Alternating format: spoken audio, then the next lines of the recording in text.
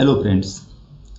Now today I want to start with the advanced microprocessors from Intel Corporation.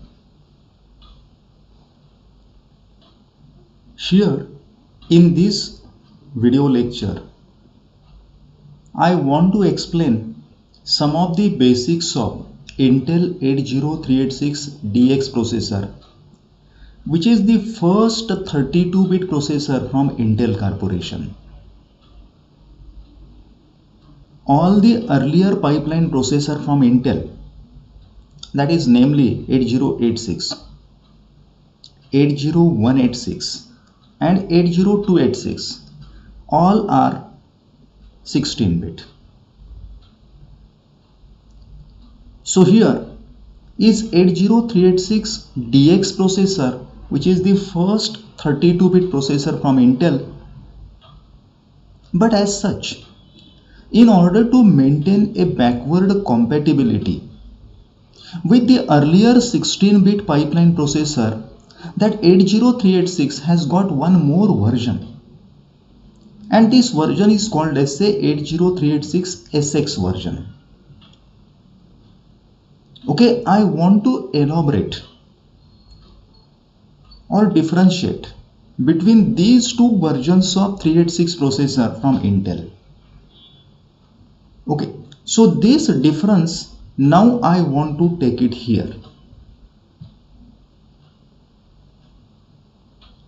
So on this particular slide here, Intel 80386DX, which is 32-bit processor, and 80386SX processor, which is backward compatible 16-bit processor, and that I want to differentiate in a more appropriate manner, in a tabular manner, in this particular slide.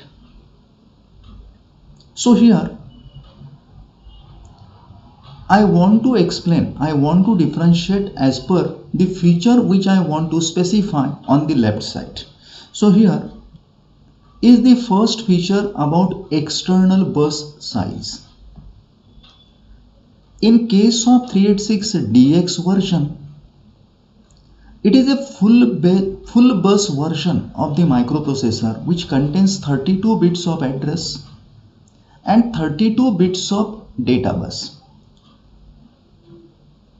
Of course, here these are the external address bus of 32-bit, external data bus of 32-bit.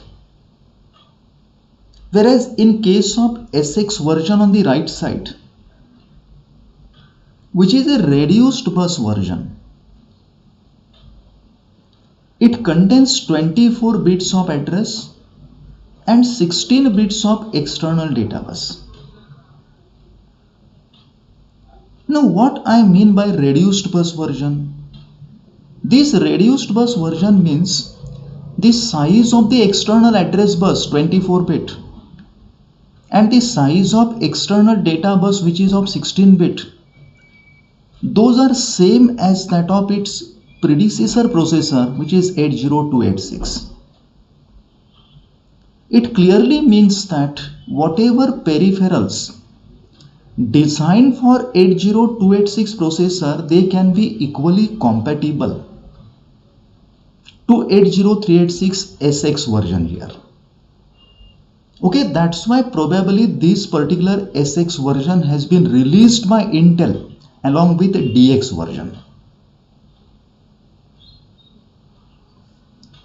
Now next point which I want to explain here is about size of memory. Size of memory in case of any processor depends on the size of external data address bus.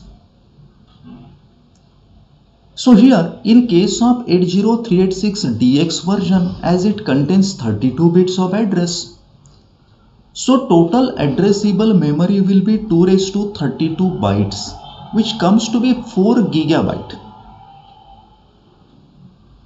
Whereas in case of 386SX version, 24 bits of address, so size of memory will be 2^24 bytes, which comes to be 16 MB.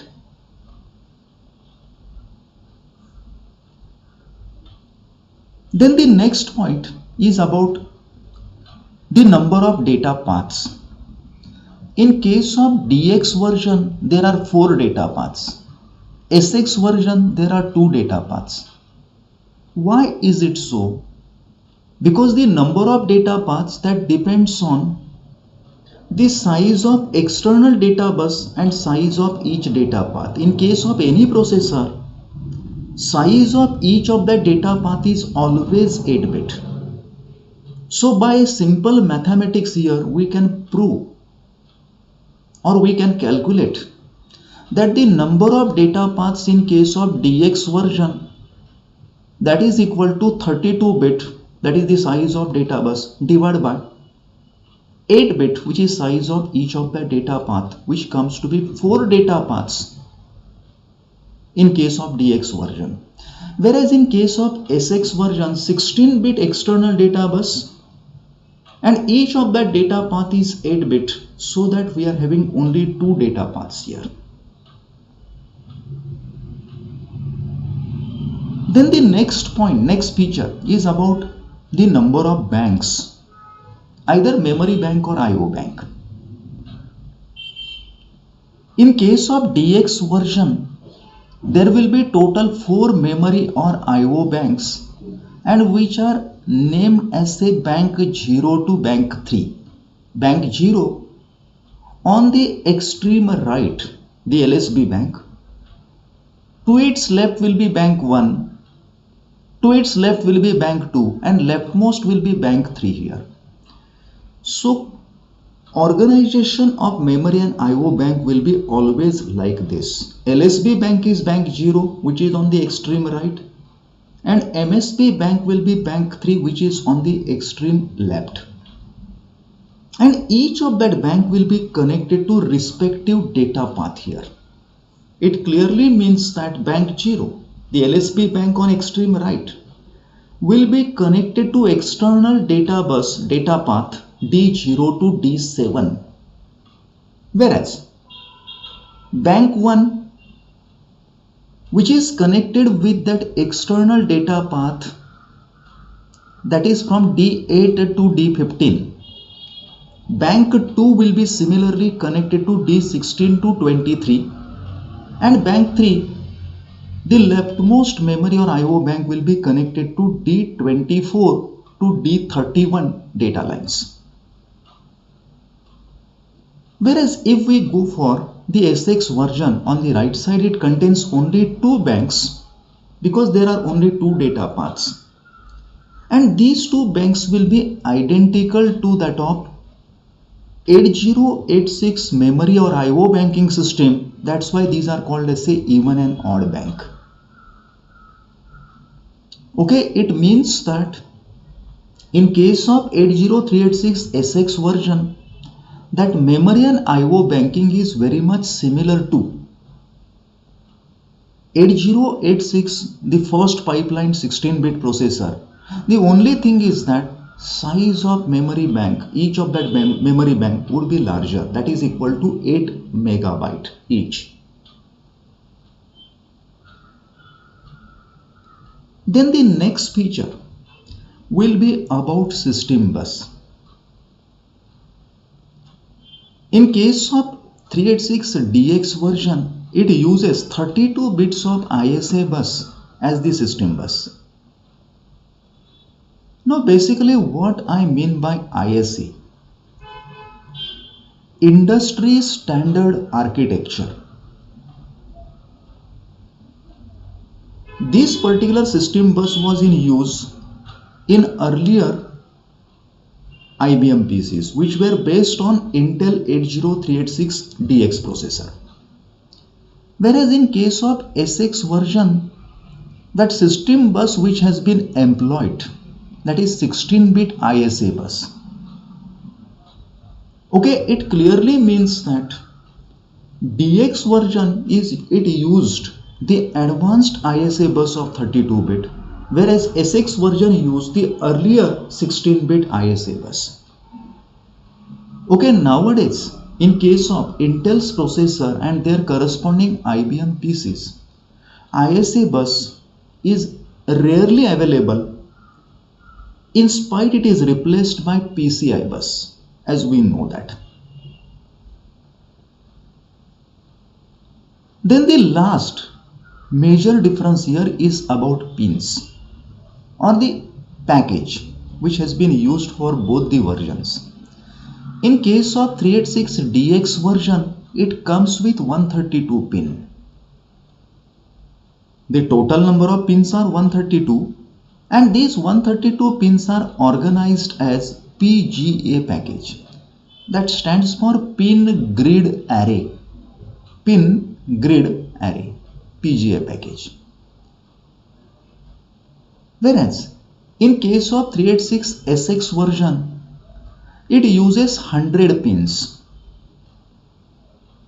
And this particular package, that is a flat pack, it is also called as a LCC pack, lidless chip carrier, lidless chip carrier, LCC pack.